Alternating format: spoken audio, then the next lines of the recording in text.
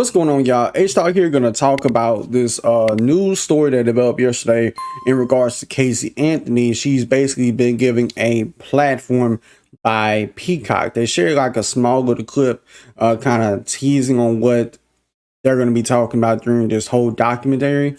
After 11 years, Casey Anthony breaks her silence for the first time on camera, which actually I think this wasn't really the first time technically. I think she did do an interview like 4 or 5 years ago, correct me if I'm wrong, where it says Casey Anthony, Where the Truth Lies, a 3-part limited series, premieres November 29th only on Peacock, which I wouldn't pay to watch this shit unless it's a way you can watch it for free on YouTube. My whole question is, what do they expect to get out of this?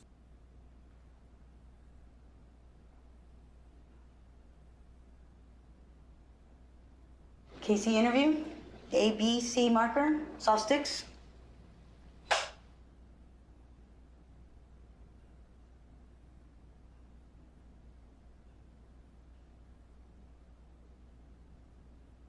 Why talk to me now when you're not getting creative control?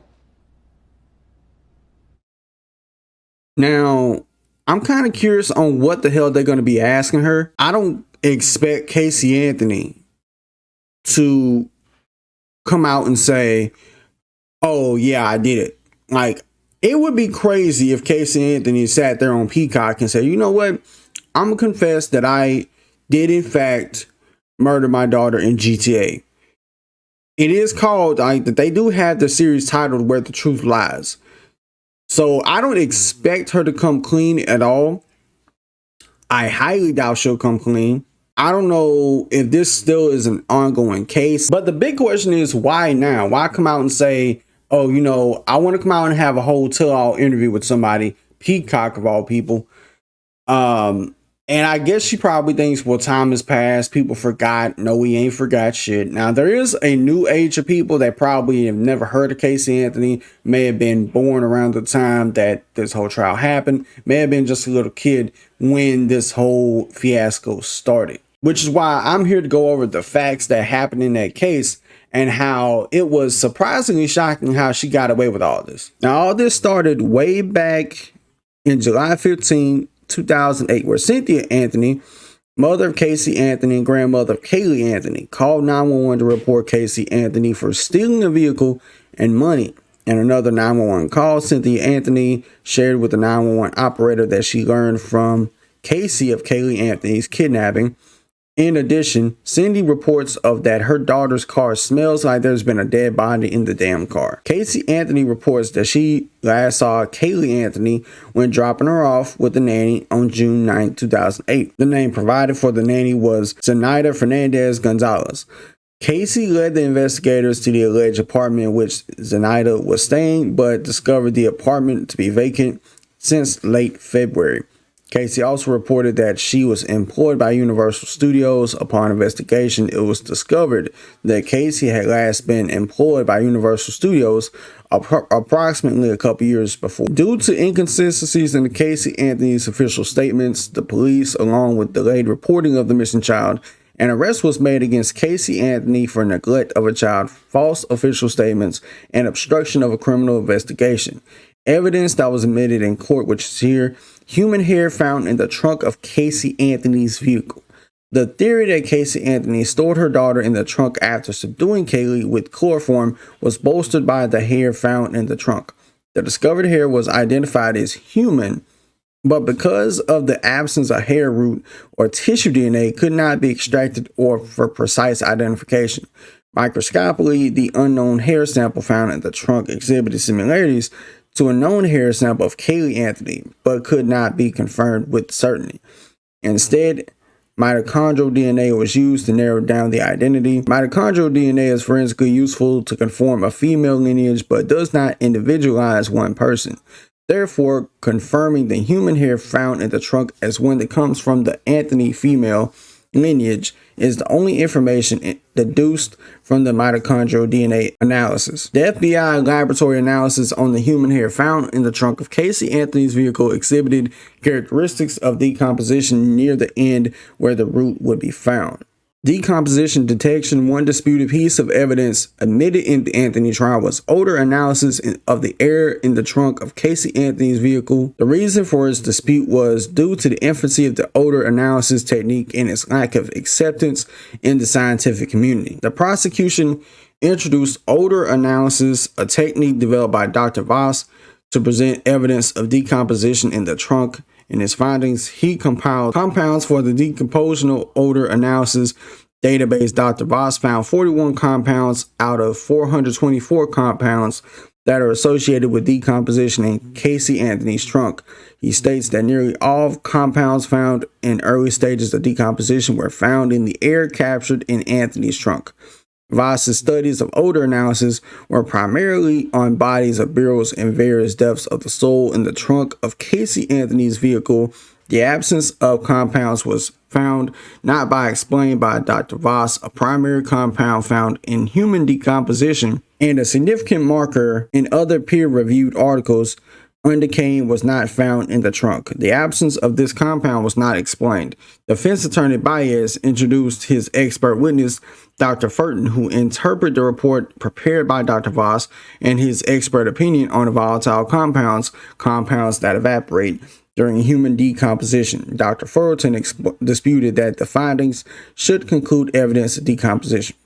FBI laboratory results also found levels of compounds in the air that is associated with decomposition. With the gas chromatography mass spectrometer, the technician was able to isolate compounds, 67% of which are isolated with human decomposition. One compound found that came to question was the excessive levels of chloroform. Stained paper towel. A stained paper towel found with a large amount of fly pupa was sent for analysis. The cause of the stain was characteristic for adipocere profile, also known as grave wax. Adipocere is the breakdown of fat by water in an oxygen-deprived environment. This fact was disputed because the adipocere profile found on the stained paper towel originated from human fat where there are fatty acids, which can result in adipose, are also found in the garbage content of the trunk. Presence of chloroform. Dr. Voss's analysis of the air in the trunk resulted in a high level of chloroform. The FBI laboratory also confirmed the findings of chloroform in the trunk. However, it was not proved whether or not the chloroform was a result of spilling contents in the trunk carpet or if it came from the alleged decomposing body. Insect activity. Another piece of evidence introduced by the prosecution's expert witness, Dr. Haskell, was presence of insects, Megacia scalaris, Diparia, and Fioridae, some of which thrive on dead bodies. Defense introduced their own expert witness, Dr. Huntington, who disputed the insect findings. Although these insects are associated with decaying matter, they are a common insect associated with human garbage. Therefore, the actual presence of insects does not confirm the presence of decomposition in the trunk. Analysis showed that the larvae, pupa, and adult insects found in the trash bags discovered in the trunk are common flies found on organic material, including food and excrement. Dr. Huntington went further to explain that the gut contents of the maggots were not tested for DNA. Therefore, there was not a definitive reason to state that the insects originated on human remains. Dr. Haskell also introduced his report that the initial entry of insect activity would be on July 16, 2008. In Dr. Huntington's calculations, he disputed that the entry of insect activity had to have occurred near July 2, 2008. Cyber evidence via search warrant. Casey Anthony's laptop was investigated. It was found that there was recent searches of chloroform in self-defense. These facts were admitted into court and presented by the prosecution as proof to premeditation. Besides the history recovered in the laptop, placing Casey Anthony or Cindy Anthony performing the search was not proved. During direct and cross-examination, Cindy Anthony claimed she was the one who searched those terms into the laptop, but timestamps at her work proved the unlikeliness of that occurring. Duct tape. The prosecution stated that duct tape found in the partially attached to Kaylee Anthony's skull was used as a murder weapon. In animation showed in court, the duct tape was superimposed on the image of Kaylee Anthony to demonstrate that it would cover her mouth and nasal cavity, leading to suffocation. The defense countered, saying that the mandible or lower jaw was found attached to the skull. In decomposed bodies, the lower jaw is often found detached from the skull because the connective tissue has decayed. Rather, according to Dr. Schultz, it was the hair, leaf, litter, and root that kept the skull and mandible attached. After 33 days of testimony, the jury found the defendant, Casey Anthony, not guilty for the charges of first-degree murder of Caylee Anthony, aggravated child abuse, and aggravated manslaughter of a child. She was found guilty for 4 counts of false information in a criminal investigation. Check forgery. A civil suit for defamation against Casey Anthony was filed by Zenaida Fernandez Gonzalez. The state also filed that Casey Anthony must pay the cost of lying to law enforcement as well as the search for Caylee Anthony. This amount summed up to $217,000.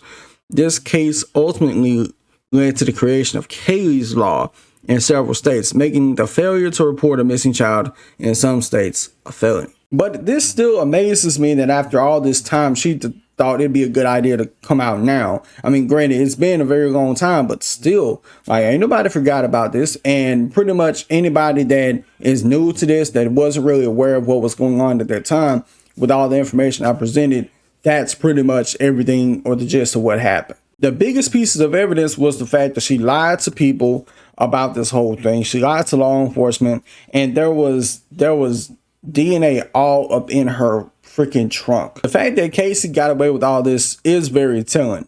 Now, like I said in the beginning, I don't think Casey would end up trying to confess on Peacock that, yeah, I did what I did. Which if that happens, I'd expect her to be arrested right away. But the chances of that actually happening is slim to none. But you let me know what you think about this in the comments below. What do you think Casey Anthony is going to be spilling the beans on whenever this docuseries on Peacock rolls out? Till next time, it's been H-Dog here, and I'm out. Peace.